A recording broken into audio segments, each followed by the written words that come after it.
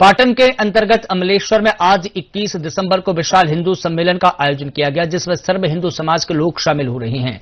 ये कार्यक्रम अटल व्यावसायिक परिसर थाना क्षेत्र के सामने हो रहा है और इसके संयोजक यज्ञ आनंद पाटनवार, सह संयोजक धर्मेंद्र सोनकर है। कार्यक्रम में आरएसएस प्रमुख प्रकाश कश्यप भी मौजूद रहे। कार्यक्रम की शुरुआत गौ माता की पूजन के साथ हुई, जिसमें मंचासीन अतिथियों का स्वागत किया गया। इन अतिथियों में मीनाक्षी शर्मा, हिंदू जागरण मंच अमलेश्वर, राम तिलक महाराज योग आश्रम अमलेश्वर और तोखनलाल वर्मा प्रदेश प्रचारक आरएसएस शामिल है।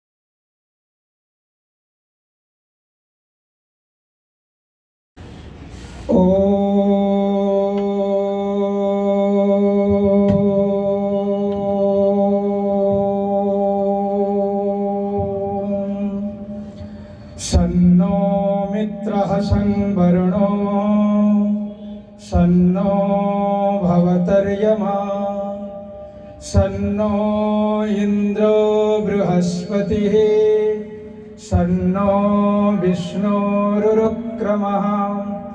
नमो ब्रह्मणे नमस्ते वायो त्वमेव प्रत्यक्षं ब्रह्मासि त्वमेव प्रत्यक्षं ब्रह्म वदिष्यामि ऋतं वदिष्यामि सत्यं वदिष्यामि तन्मावतु तद्वक्तारमवतु अवतु वक्तारम्। ओम शांति शांति शांति। बोलिए भारत माता की। और जोर से जैसे गर्जना हो जाए तो वृक्ष से पके हुए पत्ते गिरना चाहिए आवाज से। बोलिए भारत माता की। वंदे मम दीक्षा हिंदू रक्षा मम दीक्षा मम मंत्रः समानतः मम मंत्रः। आज हम सब दीक्षित हैं हिंदू की रक्षत्व के लिए और हमारा एक ही मंत्र है समानता। समत्वम योग उच्यते। समानता किसको कहते हैं? प्रकृति तो विभिन्न रूप के आकृति बनाया, विभिन्न नाम से नामित किया, परंतु सबके अंदर जो हृदय स्थित में जो आत्मा है वो सबके वास्तविक रूप में समान ही है। भले ही बाहर से हमारे माता पिता कोई अलग हो, रंग बिरंगों से अलग हो और शिक्षा प्रणाली से भले ही अलग हो, परंतु आंतरिक रूप से एक ही हैं।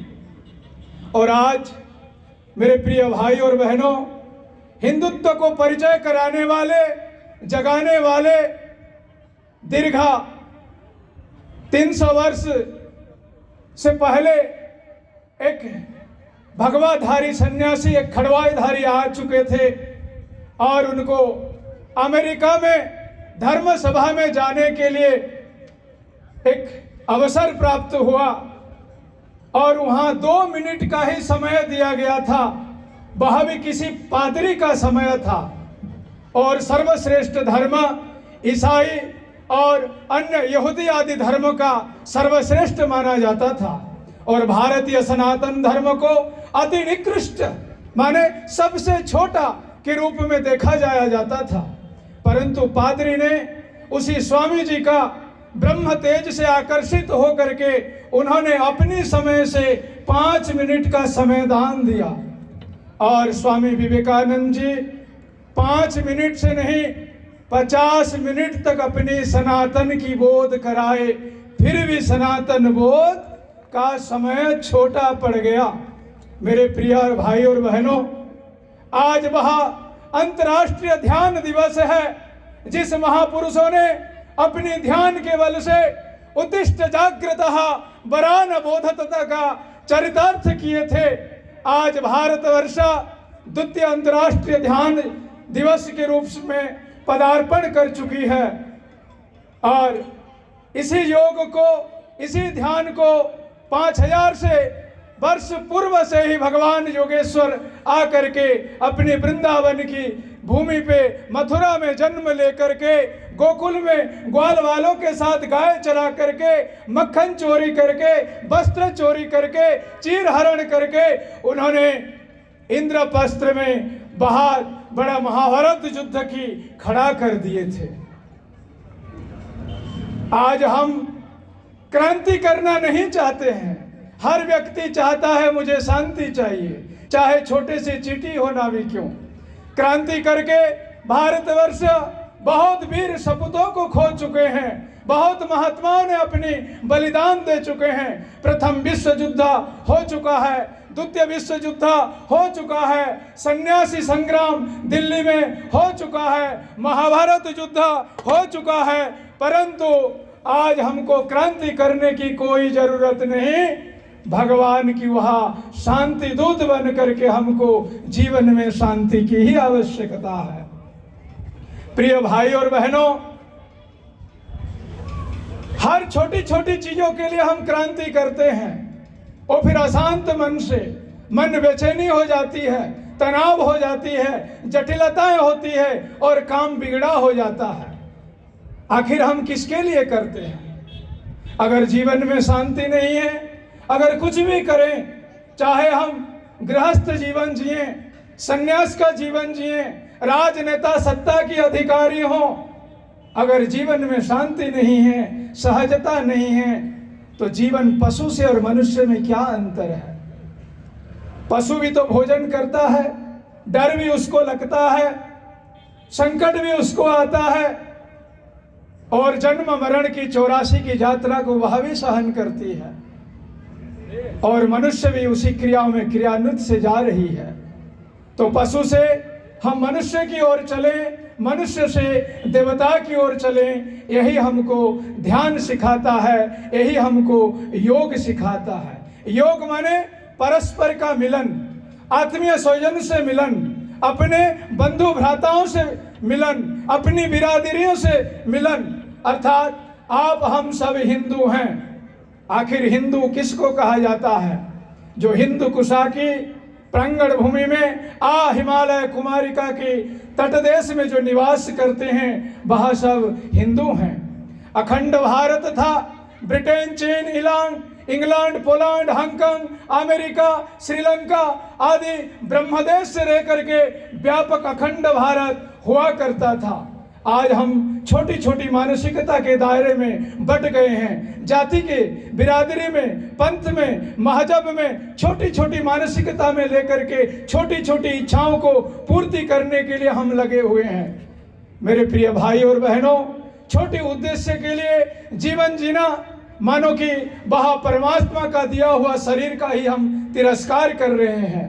आओ हम जीना सीखे तो बड़े उद्देश्य हो, बड़े लक्ष्य हो और जीवन में एक इतिहास बने, एक कीर्ति स्थापन करे। कीर्ति यस्य स जीवति। वेद कहते हैं हमको, हमारे मूल धर्म ग्रंथ सनातन का, कीर्ति यस्य स जीवति। आज भगवान राम जो कीर्ति करके गए, बाल कांड से लेकर के उत्तर कांड तक, और भगवान कृष्ण जी जो लीला किए, जितने भी अवतार की वर्णन आता है, सर्वोत्तम अगर अवतार है, अगर हमारे लिए सीखने योग्य है, चिंतन करने योग्य है, मनन करने योग्य है, चरितार्थ करने योग्य है, तो भगवान राम जी को ही अपना लें। और माता बहनों, अगर नारीत्व के कर्तव्य को जानना है, पतिव्रता धर्म को जानना है, तो माता सीता की चरणों पे अवलोकन करिए, उनकी चरितार्थ करिए। राम हमारे आदर्श हैं, माता जानकी हमारे आदर्श हैं, पूजनीय हैं, वंदनीय हैं और सदा हमारे हृदय में ही निवास करते हैं। मेरे प्रिय भाई और बहनों, आज हम वैचारिक मानसिकता से दूर होकर के एक दूसरे को शत्रु मानते हैं, एक दूसरे को भिन्न बिरादरी के मानते हैं। आखिर क्यों? हमारी शिक्षा पद्धति जो लॉर्ड मैकाले का था, आखिर लॉर्ड तो है नहीं, लॉर्ड कहते हैं भगवान को, तो लॉर्ड मैकाले कैसे लॉर्ड हो सकता है? जरा चिंतन करने की विषय है। हमारे भारतीय शिक्षा पद्धति का जो नालंदा, तक्षशिला आदि बिहार में जो शोभायमान अट्टालिका हुआ करता था और देश विदेश से आकर के वहाँ समस्त विद्याओं को वहाँ प्राप्त किया जाता था, परंतु अंग्रेजों ने आए कि फूट डालो और इन लोगों को जाति बिरादरी में बांट डालो, और उन्होंने हमारे हिंदू समाज को, हमारी सनातनियों को जीवन में ऐसा जहर घोला, वैचारिक रूप से नालंदा और तक्षशिला रूपी विश्वविद्यालय को जला दिया गया। अगर हमारा देश में, हमारा हिंदू समाज में हमारे आदर्श ग्रंथ नहीं होंगे तो हम आगामी पीढ़ी कैसे चरितार्थ करेंगे, किसी की अवलोकन करेंगे, किसी की आत्मचिंतन करेंगे? तो भारतवर्ष की समस्त ग्रंथ को जला दिया गया, परंतु उन अंग्रेजों को पता नहीं था कि एक एक गुरुकुल की ब्रह्मचारी साक्षात एक एक वेद, एक एक दर्शन, एक एक उपनिषद, एक एक रामायण को कंठस्थ कर चुके थे और गुफा कंदराओं में आसन लगा करके योग ध्यान हो करके आत्मस्थ हुआ करते थे, समाधिस्थ हुआ करते थे। परंतु यह सब एक दिन नष्ट हो जाएगा, उन्होंने जान चुके थे। परंतु एक एक शास्त्र, एक एक ब्रह्मचारी हुआ करते थे। जैसे कि गीता की 700 श्लोक चलता फिरता यूनिवर्सिटी कहलाते थे। चाहे ब्रह्मचारी हो, चाहे ब्रह्मचारिणी हो, पुरुषों में हो या माता बहनों में हो, और चलते फिरते वो एक यूनिवर्सिटी हुआ करते थे। परंतु अंग्रेजों ने आकर के हमारे ऊपर बहुत कठोर कुशासन व्यवस्था को लाया और मुगलों ने तलवार के बल से अपने माता बहनों से सिंदूर उजाड़ी, हमारे भाई लोगों से कंधे से जनेऊ को काट डाला और चोटी को काट डाला, और उन्होंने धड़ और पिंड को दोनों को अलग कर दिया। और ऐसे ही पूरा, जैसे खारून की नदी में वर्षा के समय जैसे जलमग्न हुआ करता है, ऐसे खूनों से नदियों बहने लगे। परंतु वीर पुरुषों ने, जैसे कि चंद्रशेखर आजाद, भगत सिंह, जिन्होंने 9 वर्ष की आयु में उसी असेंबली में बम फेंक करके अपनी वीरत्व का प्रदान करते हैं, ऐसे शहीदों का ये देश है, ये वीरों का देश है, ये कापुरुषों का नहीं, यह नपुंसकों का नहीं। उठो मेरे प्यारे भाई और बहनों, उत्तिष्ठः, अब जाग उठने की बारी है। जहां भी जाएं हिंदू अपमान हो रहा है, बहिष्कार हो रहा है, चरित्रहीन हो रहा है और विविध मादकता द्रव्य से जड़ित होकर के अपने बलहीन, कर्तव्यहीन और दीर्घ नशे से सोया हुआ है। तो ऐसे हिंदू समाज से हम कैसे आशा रख सकते हैं कि आदर्श राष्ट्र बनाने के लिए? इसलिए हम आप सबको संगठित होना है, जो सोए हुए हैं उसको जगाना है, मादकता द्रव्य से मुक्त करा करके योग ध्यान रूपी संजीवनी जड़ी बूटी का उनको पिलाना पड़ेगा। तभी जा करके हम अपने पंच जो नियम, अभी मेरे आदरणीय भगनी जी जो बता रहे थे, वो पंच नियम जो है सामाजिक समरसता, पर्यावरण की संरक्षण, कुटुंब प्रबोधन, स्व आधारित जीवन शैली और नागरिक कर्तव्य बोध, ये पंच परिवर्तन कैसे आएगा? जब हमारे अंदर शक्ति आएगी, राष्ट्र के प्रति भक्ति आएगी। और यह शक्ति दिलाने वाला स्वामी विवेकानंद जी का योग तत्व है। आज हम योग को भुला दिए, सवेरे उठते उठते चाय से शुरू होता है, और चाय में क्या निकोटिन मादकता पदार्थ होता है आप लोगों को पता नहीं। और फिर बड़े चाप से अपने बच्चों को अभ्यास कराते हैं, खुद तो करते रहते हैं, अपने बच्चों को अभ्यास कराते हैं, क्योंकि बालक का मस्तिष्क एकदम सूक्ष्म होता है, नाजुक होता है, निकोटिन आदि मादकता पदार्थों को पा करके अपनी स्मरण शक्ति को खो देता है। तो दीर्घ दिन से उनको जितने भी पढ़ाओ स्मरण शक्ति नहीं होता है।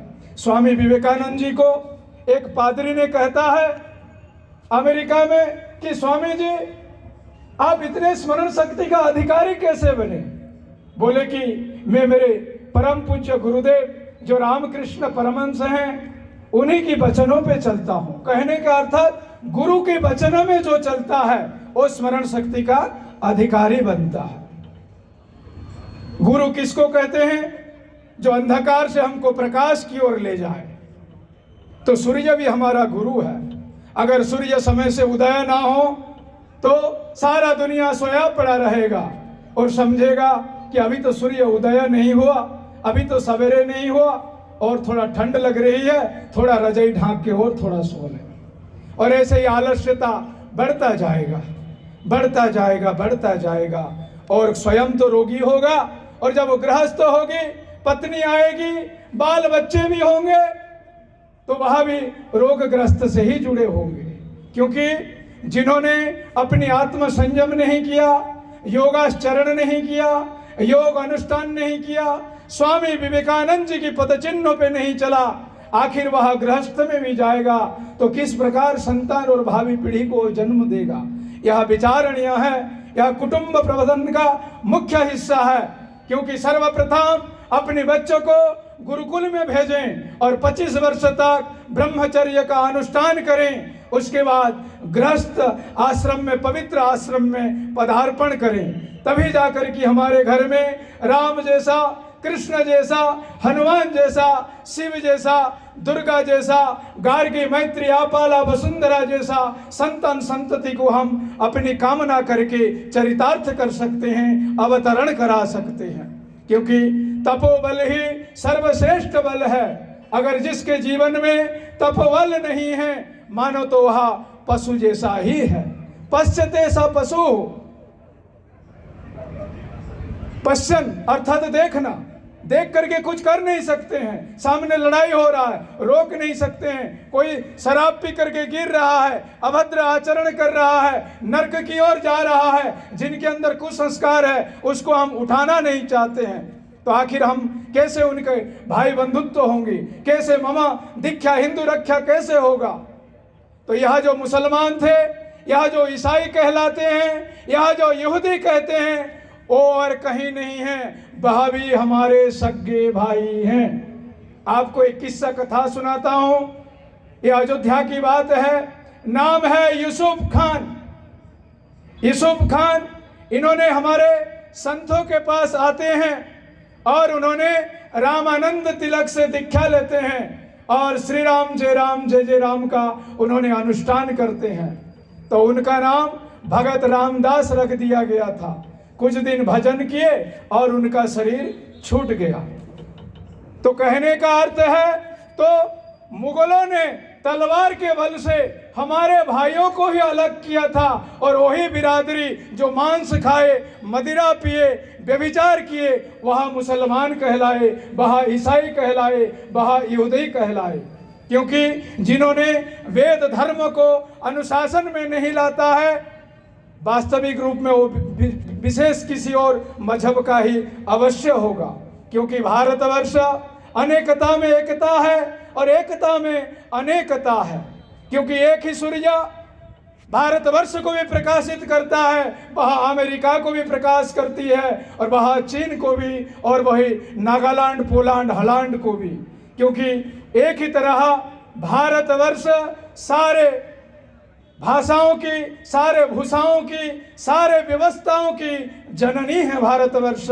और भारतवर्ष जो निर्णय करता है, सारे विश्व नतमस्तक होते हैं। और आज वर्तमान देखने को भी मिलता है, भारत देश में हमारे प्रधानमंत्री होना क्यों, हमारे गृह मंत्री होना क्यों, हमारे राजस्व मंत्री होना क्यों, हमारे संस्कृति मंत्रालय होना क्यों, जो कुछ भी निर्णय करते हैं वहां जाकर के विदेश में दूतावास में निर्णय होता है। और वहां भी भारत जैसा जीवन शैली, भारत जैसा वेशभूषा, भारत जैसी खान पान और शिक्षा पद्धति को भी जमीन तर पे लागू कर दिया गया है।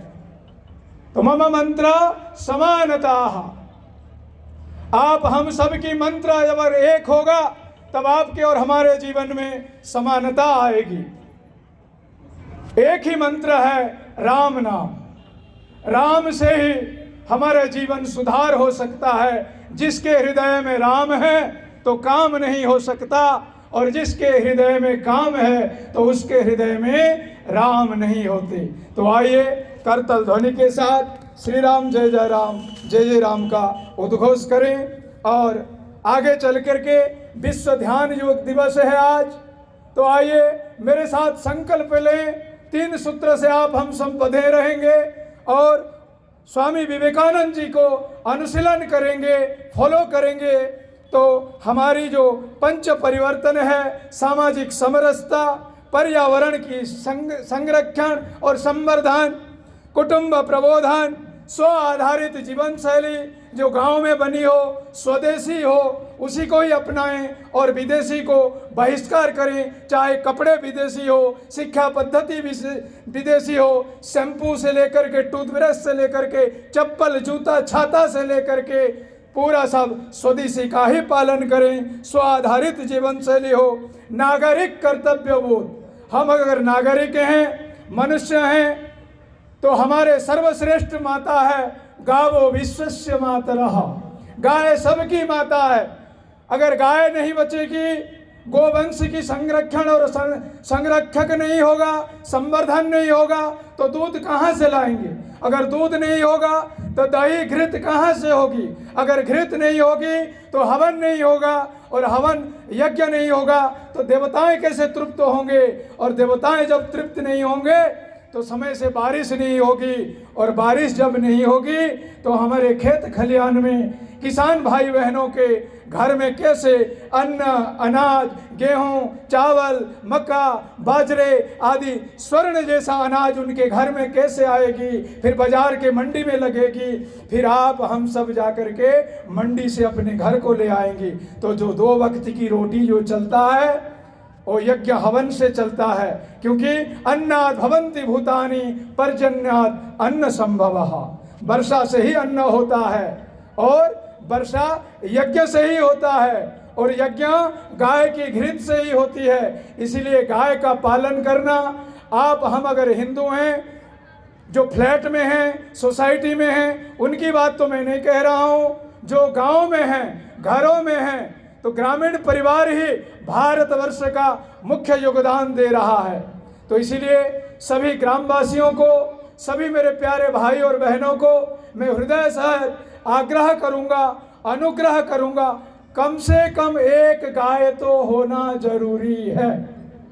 क्योंकि गाय की गोबर से, गाय की मूत्र से कैंसर रोग तक भी ठीक होता है।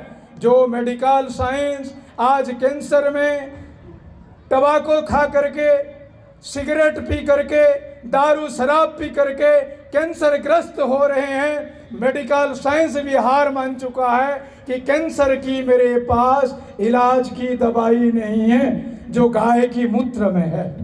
उससे भला कि कोल्ड ड्रिंक्स पीने की अपेक्षा गाय का मूत्र पी ले 2 चम्मच, उससे हमारा कैंसर ही चला जाएगा और हम हृदय रोग से ठीक हो जाएंगे।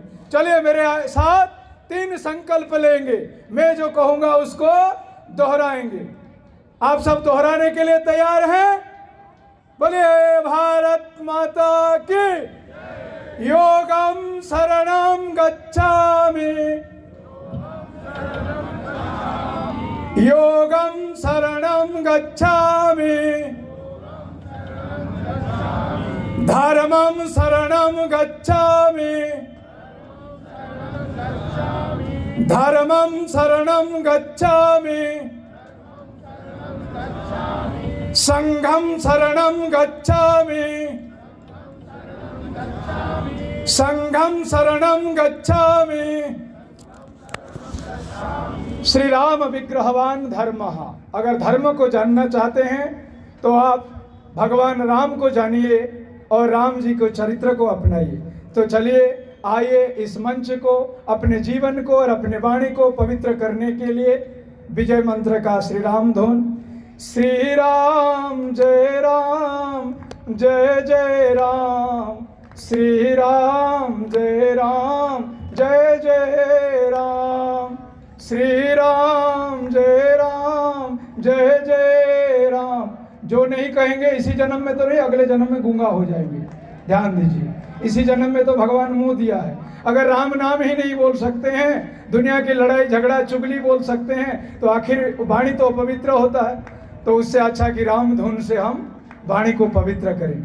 श्री राम जय जय राम, श्री राम जय जय राम, श्री राम जय जय राम, श्री राम जय जय राम, श्री राम जय जय राम, श्री राम जय जय राम।